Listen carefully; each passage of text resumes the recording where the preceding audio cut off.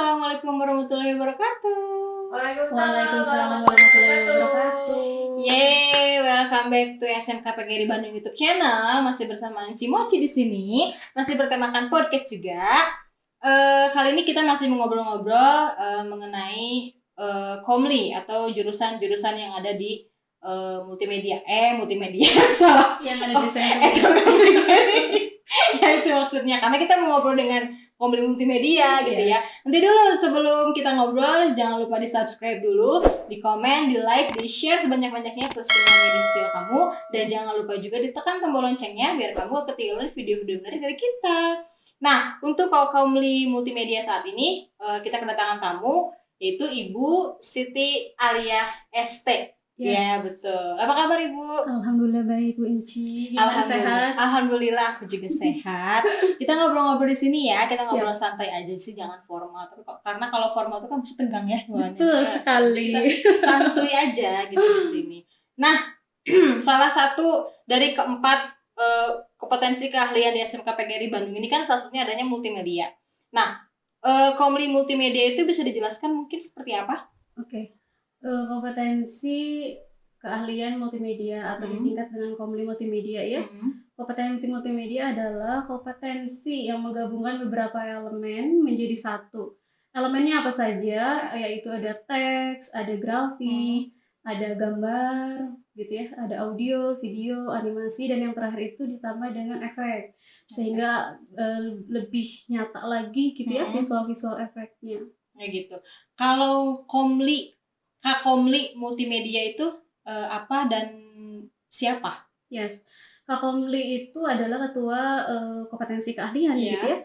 Kalau dulu itu nama istilahnya Kapro ya, ketua program gitu, kepala program studi. Sekarang sudah beralih nama dengan Kak Komli Multimedia. Kebetulan untuk tahun ini alhamdulillah saya sebagai Kak Komli masih dipercaya ya. Gitu. Udah berapa lama? Sekitar mau 2 tahun lebihan. Mau 2 tahun lebih jadi Kak Komli Multimedia di SMK PGRI Bandung. Oke, betah? Senang ya? Alhamdulillah. Karena ini ya, karena sesuai dengan basic ya, sesuai dengan basic sebetulnya teknik informatika. Teknik informatika. Iya. Gitu. Dulu sebetulnya awal ngajar. Tahan. Itu nanti akan ditanya. Oke, sebentar. Lanjut. Nah, sekarang peluang kan SMK itu kan identik dengan kalau lulus tuh langsung cari cuan. Bukan cari kerja ya, tapi cari cuan.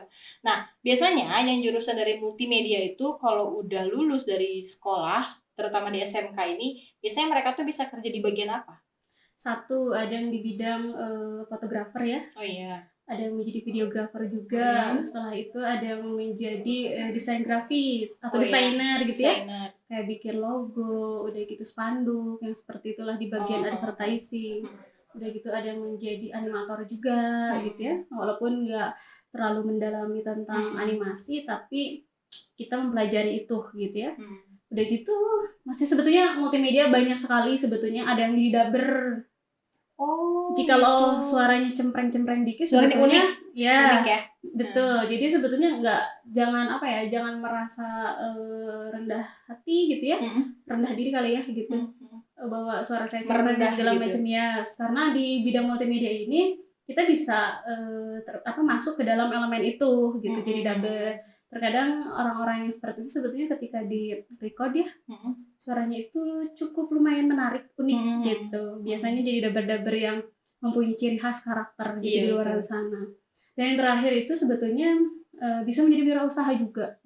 Jadi jikalau anak-anak lulusan multimedia itu tidak mau kerja sama orang, ya kita menciptakan lapangan pekerjaan sendiri gitu. Kita bisa membuat minimal itu adalah kita buka cetak foto deh. Itu wirausaha kan ya. Iya, gitu. Benar-benar.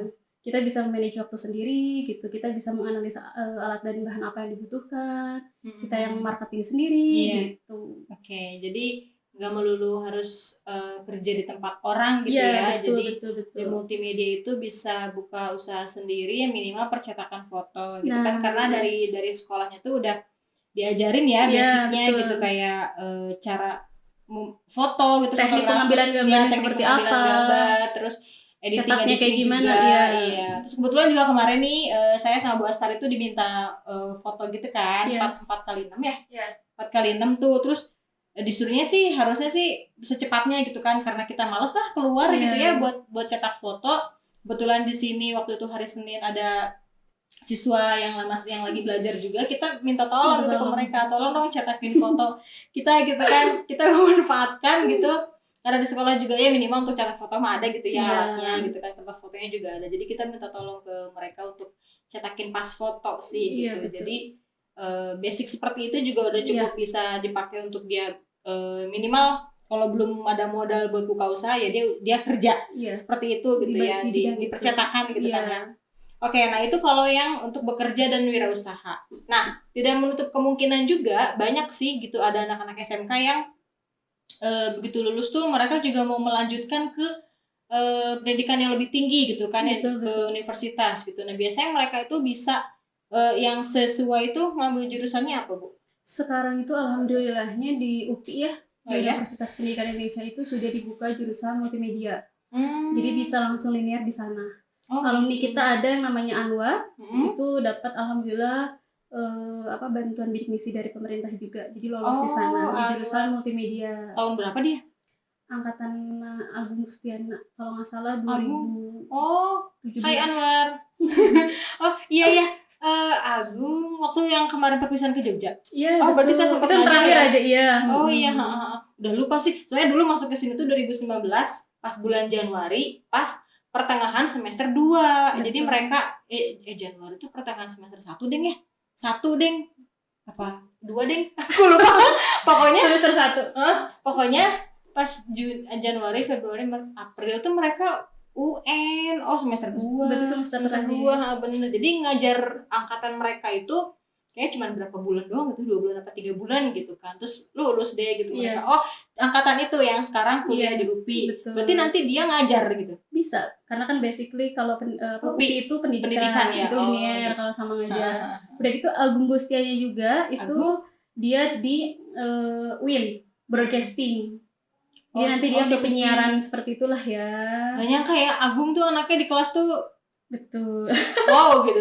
Ternyata di balik itu semua dia ternyata punya kelebihan gitu ya. Penting dia mau gitu kan. Betul. Dia kuliah gitu. Yang terbaru nih ada Salma Gaida, dia masuk ke teknik informatika. Sama yang kemarin ya? Iya, baru lulus. Dia masuk ke jalur KIP itu ya, yang beasiswa juga. Itu dia ngambil di STIMIK Bandung. STIMIK Bandung. Iya, STIMIK Bandung yang di Ciputra. Gitu. Kita tuh pengen gitu ya ngobrol sama anak-anak alumni, mungkin nanti bisa dijadwalkan. Nanti mungkin yang di multimedianya bisa Bu Siti Aliyah yang komunikasi ya. Siap. Kita cari waktu buat share pengalaman dia gitu dari sekolah di sini sampai di akhirnya kuliah itu gimana. Oke. Nah, untuk kegiatan yang ada di SMK PGRI ini selain belajar seperti biasa di kelas gitu ya untuk multimedia praktek biasa mungkinnya sesuai dengan pelajarannya, ada kegiatan khusus nggak, kegiatan yang lain gitu? Ada. Untuk kegiatan di jurusan multimedia itu ya, di tingkatan kelas 10 itu ada yang namanya PKI atau kunjungan industri. Kita biasanya keluar studi banding, studi setidaknya ngecek gitu ya ke industri bagaimana nanti jurusan multimedia diaplikasikan. Udah gitu nanti di kelas 11 itu ada namanya prakerin. Praktek kerja industri, kalau dulu namanya PKL ya. PKL. Betul. Setelah itu di kelas 3 di level terakhir itu ada yang namanya UKK atau istilah dulu itu sebetulnya uji kom. Iya, ujian kompetensi gitu. Iya, tapi sekarang istilahnya UKK. Gitu. Dan ujian kompetensi keahlian ya. Betul. Dan selain itu sebetulnya di jurusan multimedia itu sendiri ada sertifikasi fotografi sebetulnya yang memang jarang ter-up ya. Semuanya bisa ikutan? Bisa. Bisa. Persyaratannya itu sebetulnya cuma kalau yang sudah punya KTP, kalau yang tidak punya kartu pelajar. Gitu. Cukup itu aja. Gratis dinaungi oleh Innova Photography School di Jalan Burangrang. Sebetulnya gitu. Itu kegiatan di multimedia ya yang jarang ter-up karena memang 2 tahun terakhir ini kita tidak ikut serta karena pandemi. Tapi mereka masih buka? Masih, tapi memang yang saya lihat juga waktu di Innova itu peminatnya memang kecil gitu ya, skala kecil banget ya. Betul. Karena memang lagi pandemi seperti ini kan butuh swab, PCR kayak gitu ya. Antigen. Di sananya diminta gitu. Iya, betul. Per seberapa kali tuh? Per pertemuan berapa kali atau gimana? Kalau sertifikasi fotografi itu ada istilah pelatihannya dulu. Biasanya 2 bulan. 2 bulan. Ada yang teorinya, ada yang prakteknya. Dalam seminggu berapa kali pertemuan? Seminggu 2 kali lah. Seminggu 2 kali. Iya. Tapi untuk si syarat PCR atau swabnya itu berlaku untuk berapa lama? Apakah harus tiap minggu pertemuan harus swab atau gimana? Mungkin itu jadi kendala kali ya. Betul. Sama mungkin alat, mungkin anak-anak harus punya sendiri. Punya kamera sendiri, punya iya. trigger sendiri dan yang lainnya gitu. Makanya memang sebetulnya 2 tahun ke belakang kita pernah nyobain ya sertifikasi fotografi. Udah gitu dengan adanya saja kamera yang ada gitu ya. Dengan apa lensa yang ada dan segala macam, alhamdulillah Pak Riyadi support ke kita, malah bisa gantian dengan yang lainnya. Kita mengikut sertakan itu 10 orang dan alhamdulillahnya 3 orang itu masuk ke sertifikasi fotografi, dapat sertifikat level 3. Level 3 itu adalah level yang diakui oleh Asia. Jadi jikalau anak itu lolos di level itu, dia ketika mau ke Singapura, ke Malaysia gitu ya, dia bisa bekerja dengan level dan insentif atau gaji yang memang sesuai dengan level itu. Jadi tidak usah dari nol lagi. Oh gitu. Hanya mungkin yang perlu, ya namanya juga orang mau, ibaratnya orang mau kerja juga, kerja di orang gitu, ibaratnya mau sekolah atau mau kerja di orang, pasti ada modal dulu gitu ya.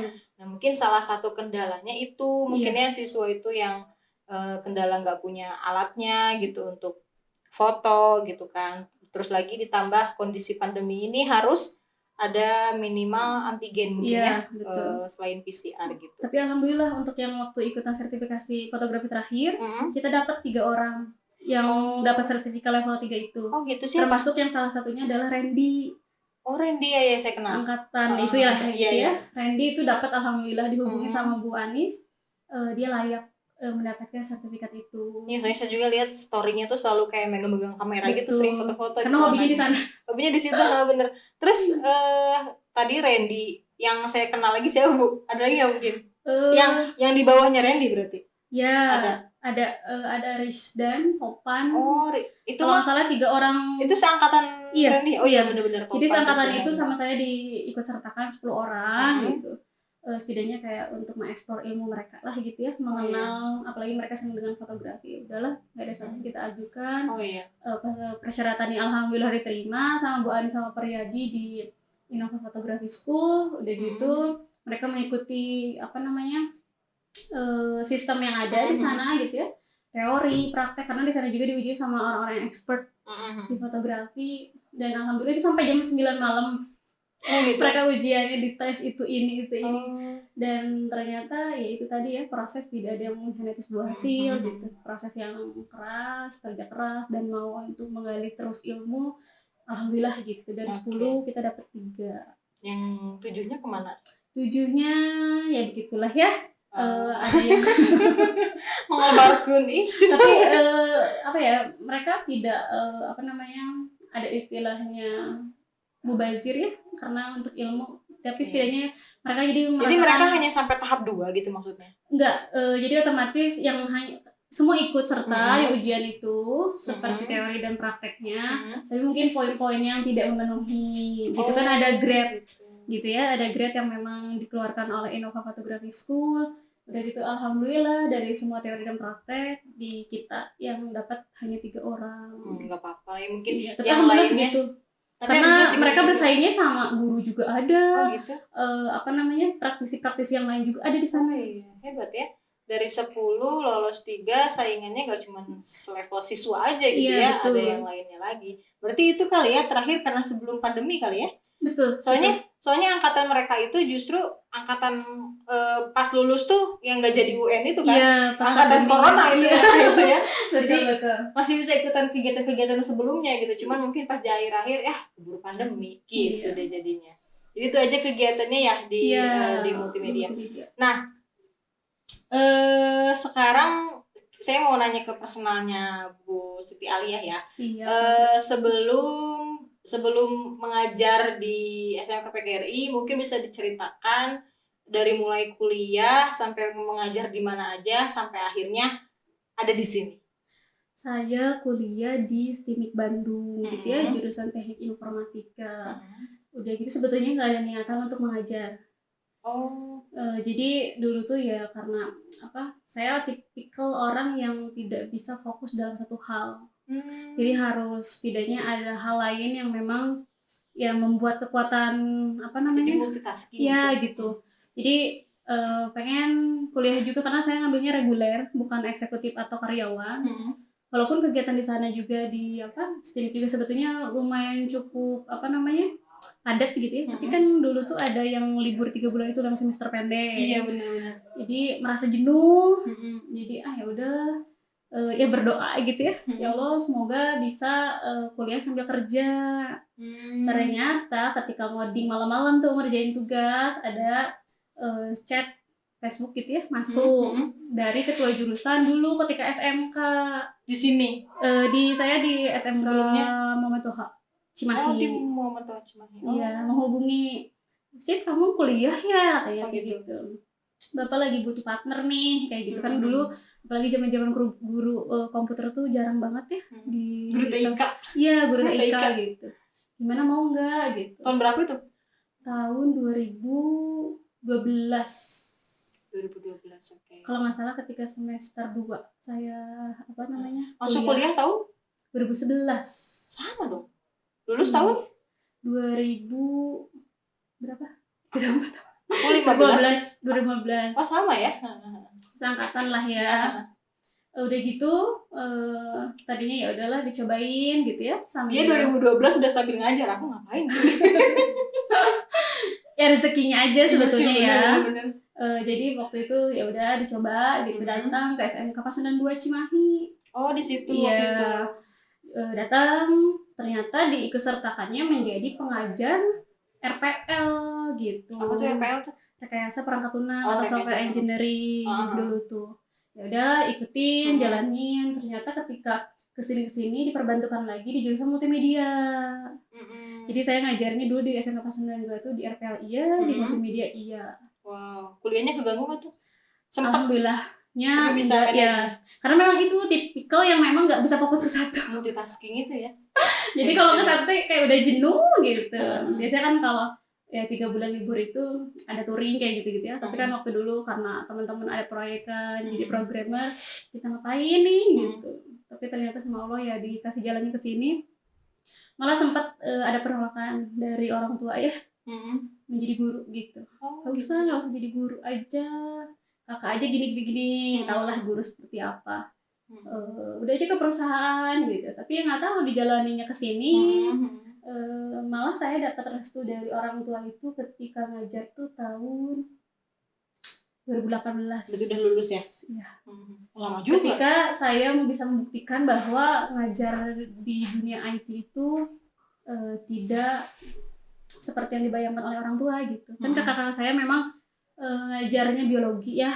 Jadi otomatis di IPA seperti itu kan memang kalau ranah itu sebetulnya udah kecil ya di lingkungan sekolah.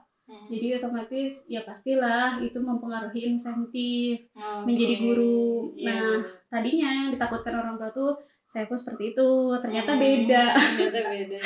Tantangan dari orang tua bisa nggak sekian sebulan gitu ya. Oke, dari sana ya udahlah dicoba. Bismillah. Pernah sampai meniga. tiga sekolah. Waduh, mantap. Itu di SMK TI Garuda Cimahi. Berarti banyaknya di Cimahi ya? Iya, SMK Pasundan 2 Cimahi. Dan yang terakhir itu sebetulnya sebelum PGR itu sama SMK Bumi Siliwangi. Ternyata di TI Garuda dilepas, masih stay di Pasundan, Bumsil dan PGRI. Ternyata ya udahlah milih tuh. Ya, jadi badan udah nggak kuat dulu ya tidak sekuat dulu gitu. Ya udah milih 2, melepas 1 yang Pasundan, padahal itu mulanya saya di sana menuntut ilmu ya tentang multimedia ya teknologi gitu. Ternyata saya memutuskan untuk SMK Bumi Siliwangi dan PGRI. Dan tahun ini saya juga melepas akhirnya harus 1 gitu ya. Jadi saya melepas SMK Bumi Siliwangi. Jadi standby sekarang di SMK PGRI. Boleh tahu alasannya? Alasannya karena kemarin mungkin karena pandemi ya, banyak ujian hidup. Pandemi itu benar-benar kayak ngaruh banget gitu ya Iya. ke semua sektor gitu. Terutamanya orang tua. Saya tinggal satu lagi gitu ya, kemarin dikasih ujiannya sakit parah. Jadi saya apalagi anak terakhir, jadi mau gak mau ya harus enggak. Karena alhamdulillah sekarang udah sehat. Dengan perjuangan dengan pengorbanan kemarin, mengurangi kegiatan gitu, alhamdulillah bisa terfokuskan kepada orang tua dan sebetulnya masih bisa gitu ya mengajar di SMK PGRI. Jadi itulah yang saya jalani sampai detik ini. Yang jauh ya rumahnya. Iya, ya. di Cimahi. Di Cimahi. Dari Cimahi itu ini Ciwastra. Kalau Bumi Siliwangi itu apa? Margahayu. Margahayu. Saya Ciwastra Margahayu dekat, cuman tetap aja rumahnya jauh gitu di Cimahi gitu ya. Bikin capek tuh. Mungkin kerjanya enak gitu ya, maksudnya karena kita suka gitu. Tapi yang bikin capek itu perjalanan ini. Oke, berarti di sini dari tahun 2016. Tuh dia 2016 udah ngajar sebelumnya. Aku 2016 tuh baru ngajar gitu karena lulus 2015 melencong sana sini dulu, baru akhirnya benar-benar sadar bahwa kodratnya aku harus kesini gitu, jadi guru gitu. 2016 beda 2 tahun ya. Dua setengah tahun deh. Gitu. Oke. Nah, sekarang yang menjadi harapan Bu Siti Aliyah kepada siswa-siswi SMK PGRI Bandung, jurusan multimedia utamanya, dan harapan mereka saat di sini dan ketika mereka nanti lulus itu apa? Kalau untuk siswa-siswi yang memang masih menuntut ilmu di SMK PGRI Kota Bandung, karena ibu guru produktif ya, jadi mendampingi kalian dari kelas 1 sampai kelas 3 gitu ya. Yang ibu rasakan adalah pola pikir kalian atau open mindset, buka pola pikir kalian untuk menjadi atau mengarah kepada Internet of Things. Terkadang kita sendiri sebetulnya anak multimedia, tapi terkadang ketika ada persoalan mengenai praktek gitu ya, terkadang kita masih lemah di sana. Harus seperti apa, mereka masih mencari bagaimana ini gitu. Padahal harus bisa problem solving. Jadi sebetulnya kan apalagi ketika zaman digital seperti ini memang dibutuhkannya Internet of Things gitu ya, tidak hanya siswa aja tapi guru juga gitu ya. Ketika ada persoalan apa kan sekarang dikit-dikit carinya Google. Ketika kita terlalu susah pasti carinya mapping gitu kan, seperti itu. Udah dunia teknologi banget. Iya betul. Jadi yang ibu harapkan untuk peserta didik yang memang masih menuntut ilmu, coba mindset Internet of Things. Kalian sebetulnya di sana bisa otodidak mengeksplor sendiri gitu ya, lebih dari apa yang kalian harapkan. Sebetulnya medianya bisa saja juga buku sebetulnya, itu bidang ilmu juga, tapi karena memang kita di bidang teknologi jadi bisa memanfaatkan Internet of Things gitu ya. Setelah untuk yang sudah lulus ya udah untuk yang alumni untuk yang alumni diharapkan bisa bisa mengamalkan kembali sebetulnya ilmu multimedianya, jadi jangan stuck sudah aja gitu lulus gitu ya.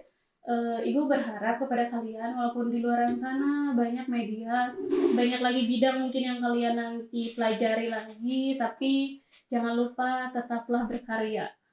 Karena anak multimedia itu harus menciptakan karya gitu. Makanya di ruang server banyak CD tuh Bu. Betul. Itu karya-karya mereka. Ketika uji kom bikin film apa itu? Ada aplikasi media pembelajaran interaktif. Itu kan dibutuhkan banget ya, apalagi ketika pandemi kayak gini. Bikin aplikasi gitu. Iya, aplikasi media pembelajaran interaktif. Kemarin tuh ada yang mata pelajaran bahasa Jepang, ada mata pelajaran bahasa Inggris gitu. Mereka bikin, jadi sekalian tuh ada di sana KD-nya juga, ada kompetensi dasarnya juga, karena mereka observasi juga ke guru yang bersangkutan, materinya seperti apa, nanti di sana ada kuis juga.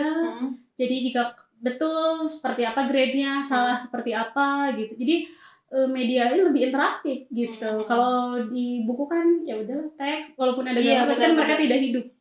Jadi orang tuh memang sekarang, termasuk saya gitu ya, lebih tertarik kayak sekarang kan novel juga udah dalam bentuk e-book tuh banyak. Jadi isinya sama sebenarnya, maksudnya kayak buku dalamannya dengan e-book tuh sama, tapi nggak tahu kenapa kayaknya kalau megang buku tuh males gitu. Soalnya kalau misalkan tiduran nih sambil megang buku kan kayaknya ganggu banget gitu ya, kayaknya kurang nyaman gitu. Tapi kan kalau misalnya pakai handphone kan, kita pegang handphone nih sambil baca e-book, sambil tiduran, sambil segala macam tuh enak gitu. Karena passionnya udah berbeda. Iya benar. Apalagi sekarang kan udah digital. Iya. Nah itu kan anak-anak angkatan tahun berapa itu yang bikin CD untuk Ujikom? Apakah semua nanti akan enggak, begitu? Jadi atau sebetulnya gimana? di sana itu ada genre-nya. Ketika Ujikom itu ada satu sebetulnya advertising percetakan. Iya. Tapi kita tujukan untuk yang memang maaf ya kalau kita menyinggung ini, yang memang rata-ratanya IQ-nya ke bawah. Karena memang kita juga sebetulnya multimedia menerima seperti itu, asal bisa masih diarahkan, mau untuk menuntut ilmu dan mempelajari semuanya. Jadi untuk yang memang lemah di sana, jadi kita rekomendasikan lah paket 1 yaitu advertising atau desain grafis ya gitu. Gitu. Ada animasi yang kedua, paket 2 itu. Jadi mereka bikin animasi. Jadi nggak sama semua ya? Enggak. Gitu. Paket 3 itu ada iklan lain masyarakat atau film dokumenter. Banyak juga. Dan yang terakhir adalah aplikasi media pembelajaran interaktif. Alhamdulillah tahun kemarin dari industri kita dapat penghargaan 3 siswa terbaik ya dari aplikasi media pembelajaran interaktif. Tahun kemarin yang angkatan Salma ini yang baru lulus.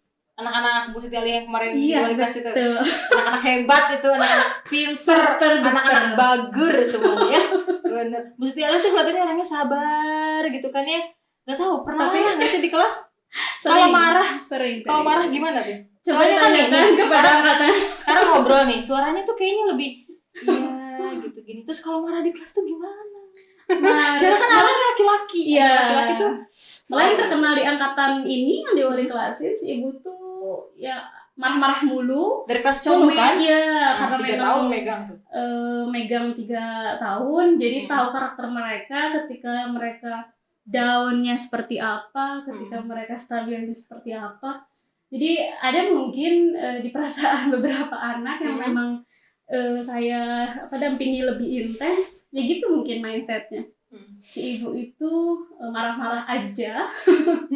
Yang kedua adalah itu tadi si ibu tuh dikit-dikit apa-apa comel gitu ya, apa-apa dikomentarin gitu. Karena mungkin di situ posisinya saya sebagai wali kelas juga, sebagai ketua kompetensi keahlian, double sebagai pembimbing yang Ujikom itu gitu ya. Jadi mindset saya terbagi. Jadi sebetulnya memang di sana juga saya harus memerankan peran double, bukan double, triple gitu ya. Bagaimana kita profesional harusnya, tapi kadang-kala karena anak di sini nggak selesai gitu ya di Ujikom. Terus permasalahan anaknya di rumahnya seperti ini. Jadi kan tercampur aduk gitu ya. Jadi itu memang menciptakan saya marah-marah ya anak-anak. Tapi marahnya tuh bentak gitu. Kata-kata yang memang intonasi kali ya. Nada mungkin ya, bukan bentak. Suaranya mungkin tetap segini volumenya, tapi nadanya mungkin yang rada naik gitu ya. Dan kalau udah marah banget apa yang terjadi? Diam. Sama. Nah, sekalian saya mau sharing nih, soalnya saya juga sama nih oleh kelas 10 lagi gitu kan. Yang sebenarnya sih luar biasa. Maksudnya jadi wali kelas. Iya, anak emang tuh sebenarnya enggak apa yang kalian lihat gitu ya. Sebenarnya mereka juga bisa diarahkan. Nah, teknik yang kita ngobrol dulu tuh ya, tarik ulur katanya. Tarik ulur. Jadi ya saya juga menerapkan gitu ya sama anak-anak. Gak apa kan Ibu kita ngobrol gini. Sharing dikit. Nah, jadi kayak anak yang terlalu dipegang banget sama kita itu nggak bisa. Jadi harus ada momen dimana lepasin, nanti ketika udah aneh-aneh tarik lagi gitu kan, kayak gitu. Jadi hampir semua anak sih kalau saya rasa ya, karena kalau anak itu semakin dilarang dia akan semakin membangkang, benar nggak? Jadi harus ada momen dimana yaudah sok silakan, ya sok nggak apa-apa, misalkan absen. Nah absen nih kan sekarang lagi hektiknya tuh absen yang di aplikasi tuh yang pagi-pagi tuh yang selalu peserta didik. Ya, yang selalu wali kelasnya, jangan lupa absen gitu kan. Saya dulu gitu. Jadi enggak apa-apa lah. Jadi kayak anak-anak tuh yang terus dipanggil, ayo absen. Ada waktu di mana saya diemin dulu. Karena emang pertama juga mungkin saya sibuk, enggak sempat kepegang handphonenya, enggak sempat ngechat. Tiba-tiba wah semuanya absen nih, wah gitu ya, senang gitu kan. Terus tiba-tiba lagi didiemin, pada nggak ada, nggak diemin dulu, nanti lama-lama tarik lagi. Betul. Gitu.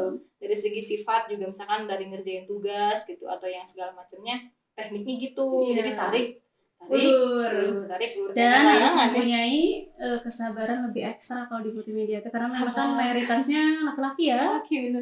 Laki-laki yang memang lagi pencarian jati diri. Mereka mau arahnya kemana gitu ya. Mungkin dia juga mencari sosok yang memang dijadikan inspirasi gitu. Jadi ya sebetulnya semua anak yang saya rasakan seperti itu, jadi mereka juga meniru apa yang kita lakukan. Jadi alangkah baiknya kita pun, apalagi guru ya, dibuku dan ditiru.